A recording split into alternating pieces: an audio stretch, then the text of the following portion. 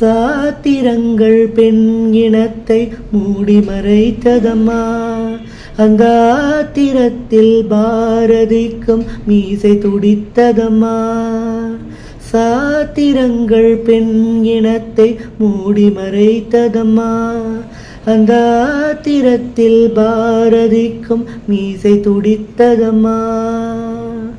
வீடாளும் பெண்மை இங்கே நாடாளும் காலம் வந்தும் ஊமைகள் போலவே என்றும் ஓயாமல் கண்ணீர் சிந்தும்.